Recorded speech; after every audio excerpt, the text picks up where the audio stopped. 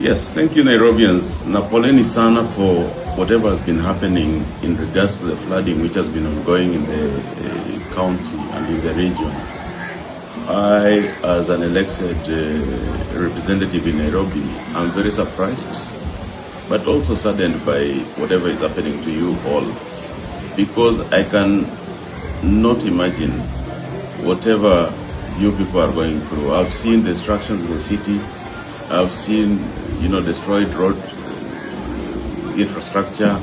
I've seen cars destroyed, cars carried away by floods. I've seen homes destroyed, walls. It is even worse in areas like Kawangware, Kibra, Dandora, Mathare, Embakasi, Lakisama, and so on. We can feel the pain of every Nairobian, rich or poor.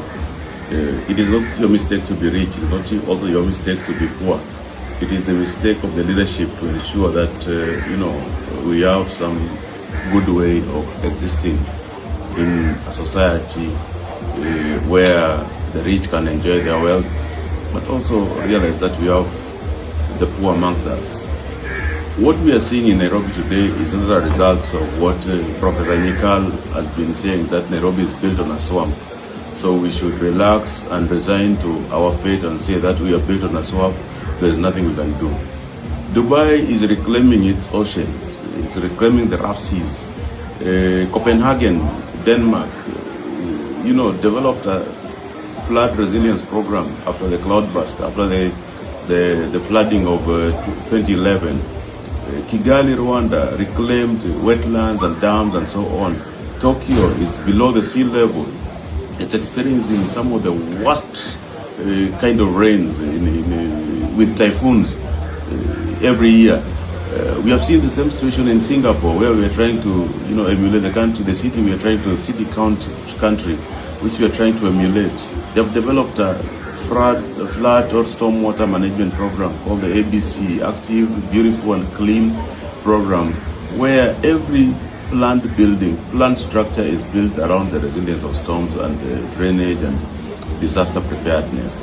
But in Nairobi, we have resigned to fate. We have said that we can have the governor smoke shisha, velo, be on whatever kind of drug he wants to be, call media houses drunk. Then we need to excuse him because we need not to just disturb the governor or try to remove him. It is very unfortunate that Nairobians are going through what they are going through. Nairobi can be better. Nairobi can be managed in a better way. Nairobi can develop, flood and disaster management programs, which can ensure that we don't experience whatever we are experiencing today.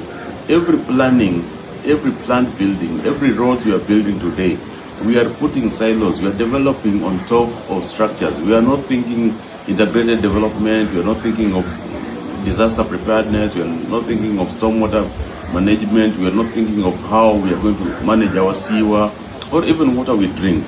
That is the main challenge. The main challenge in Nairobi is leadership. It has nothing to do with wherever Nairobi is located.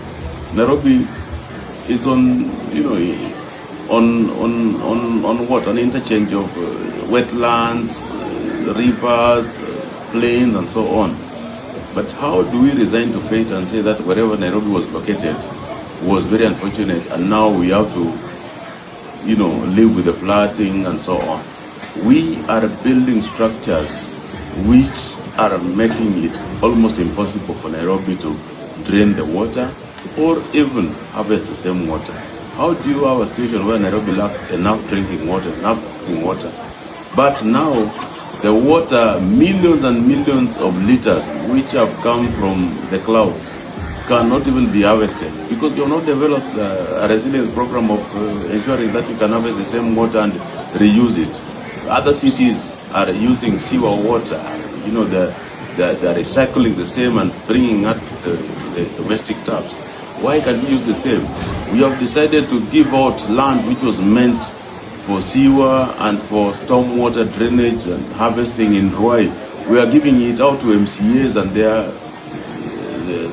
their associates in the name of bribing them so that we don't remove the government. It is very unfortunate whatever Nairobi is going through.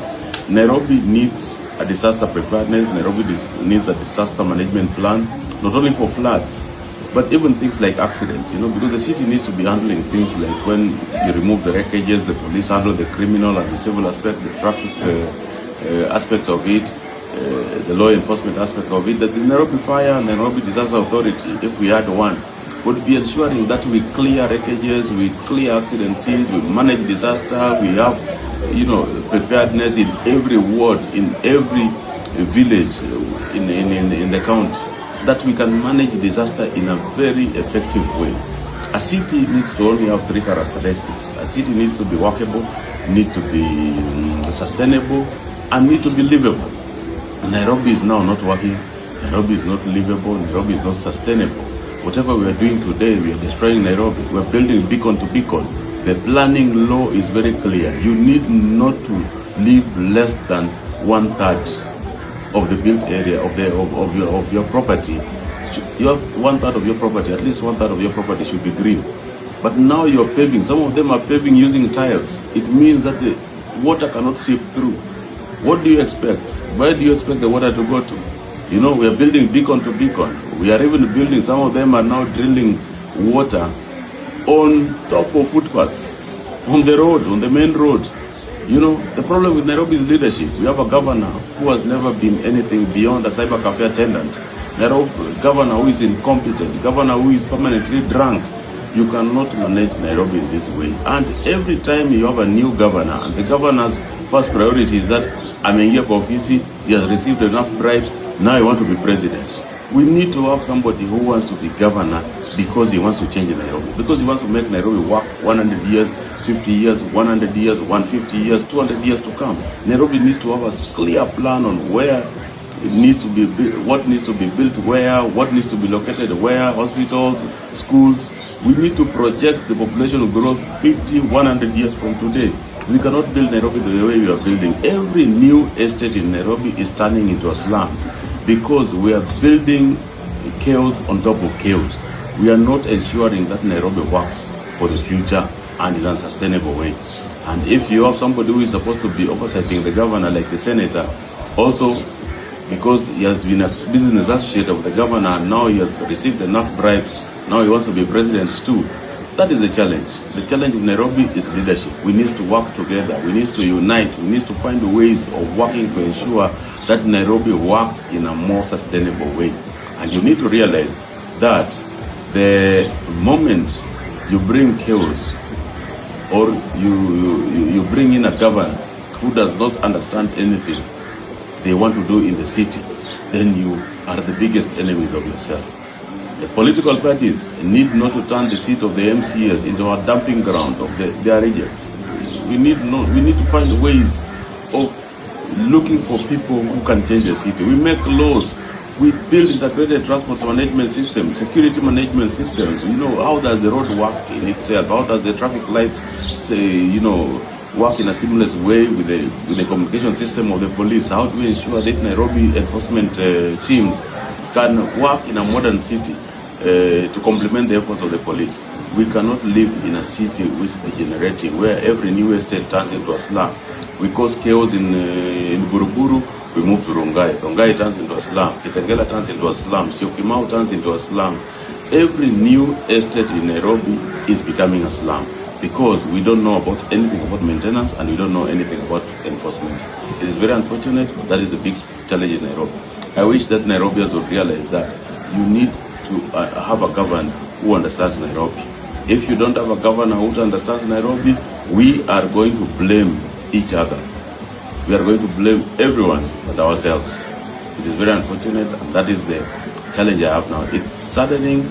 Poleni sana. I wish that we can provide solutions, and the solution is having a leadership which listens and is focused on making Nairobi better, not focused on looting, then becoming president. Thank you.